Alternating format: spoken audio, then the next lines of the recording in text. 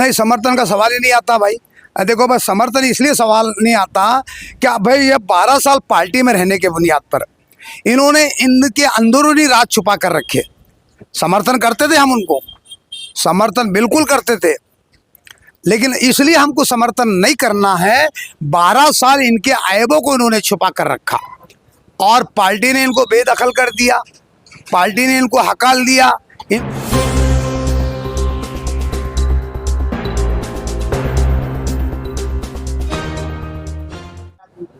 दोस्तों, खिलाफत टाइम्स में आप तमाम का इस्तकबाल है।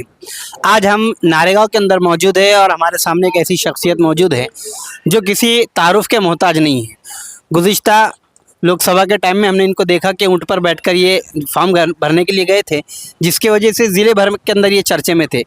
आज हम उनसे चर्चा करने वाले हैं कि मौजूदा जो इलेक्शन अभी होने जा रहा है, इसमें आपका क्या किरदार रहेगा।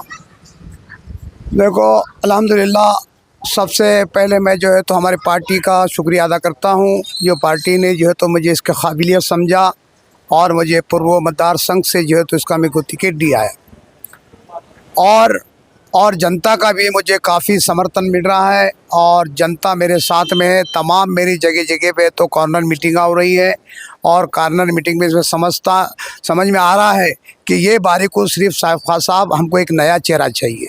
और अच्छा, आप खास तौर से किस मुद्दे को लेकर इलेक्शन में खड़े रहे? क्योंकि लोगों का अब मामला ऐसा हो चुका कि पहली बात तो हिंदू मुसलमान बहुत ज़्यादा हो रहा है, लेकिन आप किस मुद्दे को लेकर इलेक्शन लड़ना चाह रहे हैं? देखो, सबसे पहले आप बोल रहे हिंदू मुस्लिम हो रहा है। मैं एक सेकुलर आदमी हूँ और तमाम जनता को लेके चलने वाला आदमी हूँ और तमाम जाति को लेके चलने वाला आदमी हूँ।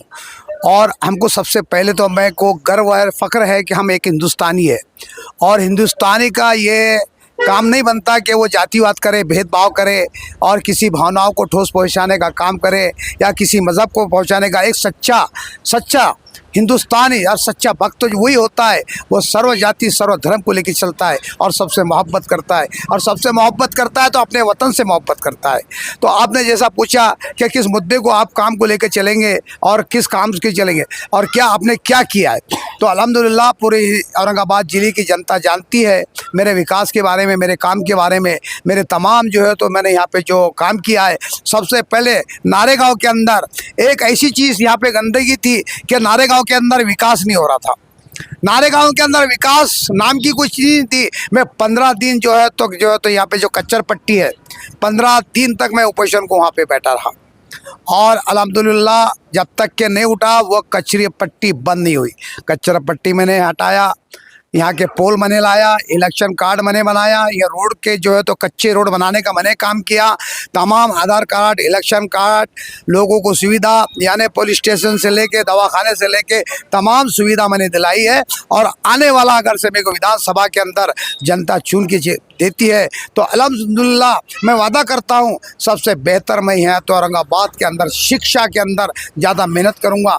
अगर से हमारे नौजवान, आने वाली पीढ़ी अगर से तालीम, एजुकेशन बनती है तो हमारा देश तरक्की करेगा।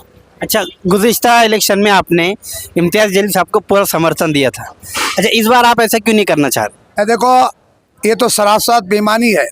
इम्तियाज़ जलील ने अगर से थोड़ा भी ईमान होगा और वाकई में तुम सच्ची मुसलमानों से मोहब्बत करते होगे, सच्ची मुसलमानों से आप मोहब्बत करते होगे और सच्ची आपके अंदर वाकई में तुम कौम के हमदर्द होगे, जैसा मैंने आपको लोकसभा के अंदर समर्थन किया था और अब ये बारी को विधानसभा के अंदर आप मुझे समर्थन करेंगे वाकई में।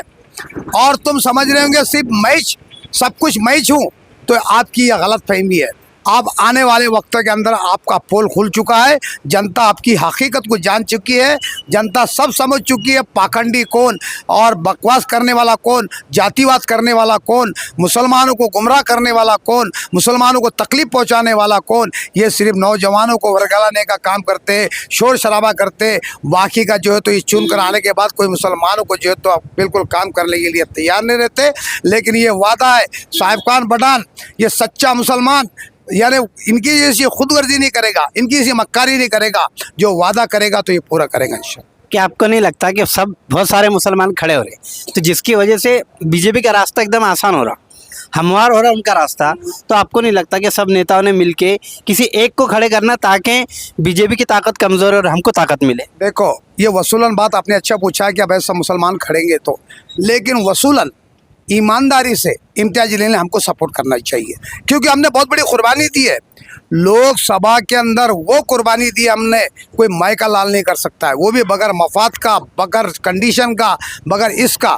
इन्होंने कहा कि ठीक है, इंशाल्लाह वक्त आने के ऊपर हम जो है तो आपको समर्थन करेंगे, देखेंगे, टिकट नहीं दे सके तो कुछ ना कुछ तो आपको इसके अंदर रास्ता निकालेंगे। आप इसके बाद अल्हम्दुलिल्लाह इनको जनता इनको घर का रास्ता दिखाने वाली है। पूरे हिंदुस्तान के अंदर इनकी वजह से जातिवाद, भेदभाव, हिंदू मुस्लिम सिख ईसाई तमाम जातिवाद के अंदर इनकी वजह से लोग बढ़ गए। दो पार्टियां की वजह से, सिर्फ दो पार्टियों की वजह से, एक बीजेपी की वजह से, एक एमआईएम की वजह से।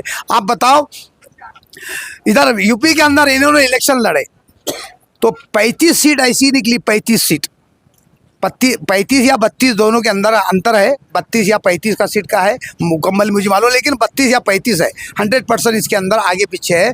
जो 250, 300, 200, 400, 500, 1000 के अंदर जो है तो वहाँ की सीट गिरी, और वो सीट गिरने के बुनियाद पर जो तो आज योगी आदित्यनाथ वहाँ पे जो तो एक जालिम हुकूमत रहा गया ने वो बन चुका है, वहाँ के मुख्यमंत्री बन चुका है। इनकी हर गरीजे की वजह से अगर से ये इलेक्शन वहाँ नहीं लड़ाते थे तो आज मुसलमानों के अंदर जुल्म और ज़्यादती और अत्याचार, इनकाउंटर, जेलों के अंदर जाना नहीं पड़ता था। देखो, आज अखिलेश के लिए, समाजवादी के लिए आज मुसलमानों ने वहाँ कितनी कुर्बानी दी, समाजवादी के लिए मुसलमानों ने कितनी कुर्बानी दी वहाँ पे। आज अखिलेश ने जो है तो मुसलमानों के लिए वहाँ पे आंदोलन करना चाहिए था, धरने करना चाहिए था। क्या अभी गफ्फार कादरी साहब को समाजवादी से टिकट मिला, तो क्या अगर गफ्फार कादरी साहब का मौका आया तो क्या आप उनको समर्थन कर सकेंगे? नहीं, समर्थन का सवाल ही नहीं आता भाई। देखो, बस समर्थन इसलिए सवाल नहीं आता कि भाई ये 12 साल पार्टी में रहने के बुनियाद पर इन्होंने इनके अंदरूनी राज छुपा कर रखे। समर्थन करते थे हम उनको, समर्थन बिल्कुल करते थे, लेकिन इसलिए हमको समर्थन नहीं करना है।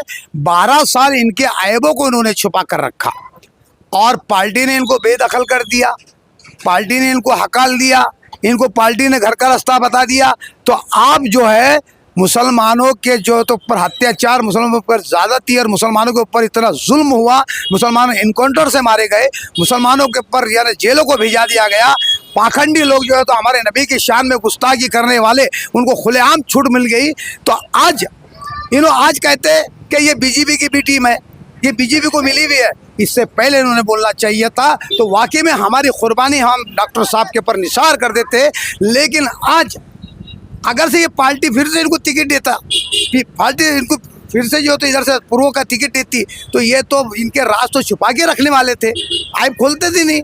लेकिन आज इनको बेदखल करने से ये अल्लाह तरफ की मार है। खुद ब खुद जनता के समझ में आ गया, मुसलमानों के समझ में आया कि वाकई में ये बी टीम है। क्योंकि डॉक्टर अल्लाह ने जो है तो इनके डॉक्टर गफ्फार कादरी साहब के मुंह से खुलवाया, लेकिन डॉक्टर साहब ने पहले बोलना चाहिए था। हम बिल्कुल उनको दिलो जान से समर्थन करते हैं। अच्छा, अब यहाँ पर जनता भी मौजूद है और साहिब खां पठान साहब यहाँ मौजूद हैं। अब हम जनता की राय लेना चाहेंगे कि जनता इस बारे में क्या बोलना चाहिए। अब यहाँ पर साहिब खां साहब मौजूद है, जो हकीकत है वो बताइए। ऐसा नहीं कि साहिब खां साहब मौजूद हैं तो उनके हिसाब से आप बात करेंगे। क्या बोलना चाहेंगे, किसको आमदार चुनना चाहेंगे आप? अब देखो, आमदार तो बहुत से है, एक चांस तो साहिब खां को भी मिलना चाहिए। अच्छा, और देखिए फिर आप क्या बोलना चाहेंगे इस बारे में? क्या बोलते नाना इस बारे में? भाई हम तो ये सोच रहे हैं यहाँ पर आज कि हमारे साहिब खां पठान ने जिस नाले गांव में जो भी कुछ काम किए है तो हमको सब मालूम है। अब मेरी यहाँ कम से कम मैं 10 साल से देख रहा हूँ, साहिब खां पठान ने जो भी काम करे हैं, पुलों का काम करे हैं, गले को काम करे हैं, मस्जिदों के और मदरसों के, सब उनका आगे हाथ है। गरीबों की शादियाँ मंगने में तैयार रहते हैं, उनको हम बनाएंगे।